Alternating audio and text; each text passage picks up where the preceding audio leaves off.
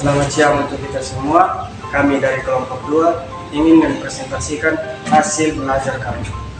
Perkenalkan, nama saya Antoni Toneko Desi Faridi. Perkenalkan, nama saya Francis Radian Salake, biasa dipanggil Dian. Perkenalkan, nama saya Yolanda Naka, biasa dipanggil Yolan. Perkenalkan, nama saya Jana, biasa dipanggil Rio. Perkenalkan, nama saya Yuliana Ignacia, biasa dipanggil dengan Ignacia. Di sini kami akan membawakan materi tentang media pembelajaran.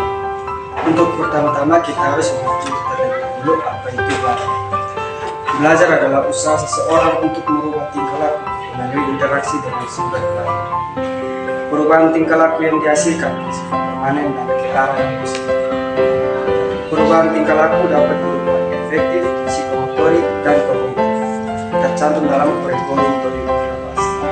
Proses pembelajaran hanya berlangsung jika terjadi interaksi antara si pelajar dengan sumber belajar. Belajar mengajar dan pembelajaran. Terjadinya proses tidak selalu harus padanya orang mengajar. Kegiatan belajar tidak dapat diwakili orang lain, harus dialami sendiri oleh si belajar. Mengajar merupakan upaya untuk membuat orang lain belajar. Istilah pembelajaran lebih bermaknanya bagi belajar dengan pengajaran. Peran utama belajar yaitu peran utama belajar, guru, tutor, widaswara adalah penciptaan kondisi agar terjadinya kegiatan belajar pada si belajar. Sumber pembelajaran dan media pembelajaran. Media belajar merupakan bagian dari sumber belajar. Sumber belajar dapat berupa pesan, orang, alat, bahan, teknik, dan ilmu. Kombinasi bahan yaitu software, alat, dan hardware dinamakan media pembelajaran. Media pembelajaran adalah segala sesuatu yang dapat digunakan untuk merangsang pikiran, perasaan, perhatian, kemauan belajar sehingga mendorong terjadinya kegiatan belajar. Alasan penggunaan media.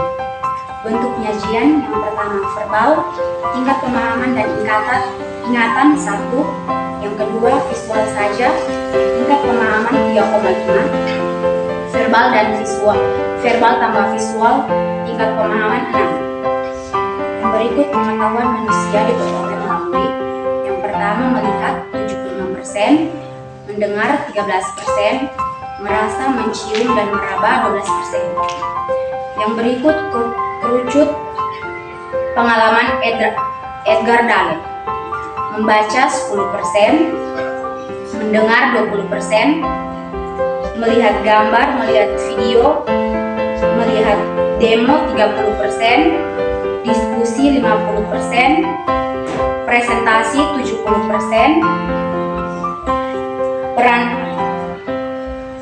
peranan bersimulasi melakukan hasil nyata 90%. Yang berikut kontribusi media dalam pembelajaran.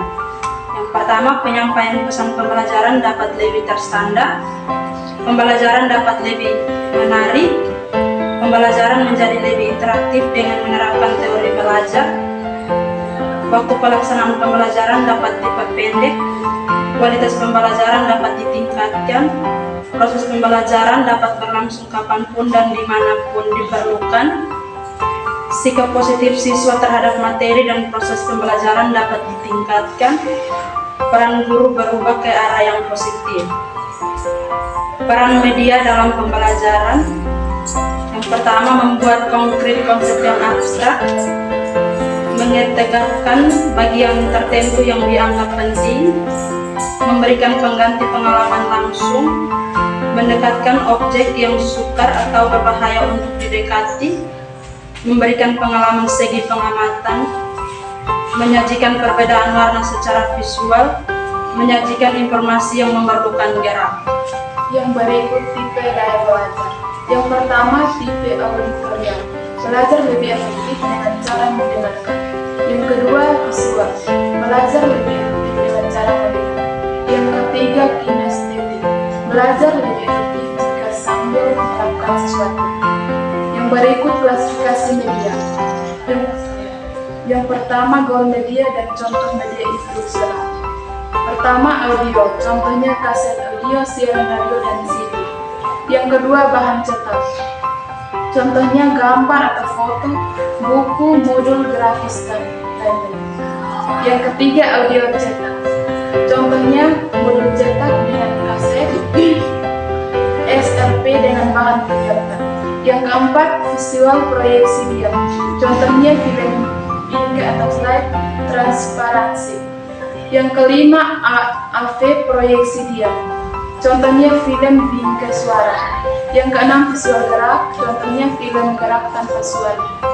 Yang ketujuh AV gerak, contohnya video, TV, dan VCD. Yang kedelapan objek fisik, contohnya benda nyata, model, spesimen. Yang kesembilan komputer, contohnya multimedia dan learning. Yang terakhir, kegunaan media. Yang pertama, memperjelas pesan agar tidak terlalu verbalistis. Yang kedua, mengatasi keterbatasan ruang, waktu, dan daya indera. Yang ketiga, mengatasi sikap pasif siswa menjadi lebih bergairah. Yang keempat, mengkondisikan munculnya persamaan persepsi dan pengalaman. Bagaimana Anda menjelaskan ini dengan kata-kata? Alasan tidak menggunakan media: yang pertama, menggunakan media merepotkan. Yang kedua, media itu barang canggih dan mahal. Yang ketiga, tidak tahu media atau tidak bisa menggunakan. Yang keempat, media itu sekedar hiburan, belajar harus serius. Yang kelima, media itu pemborosan. Dan yang terakhir, dari dulu tidak pakai media banyak juga orang pandai. Baik, inilah hasil dari presentasi kami. Mungkin ada kekurangan yang baik. Inilah hasil presentasi kami dari kelompok 2. Kami mengucapkan terima kasih. Selamat pagi.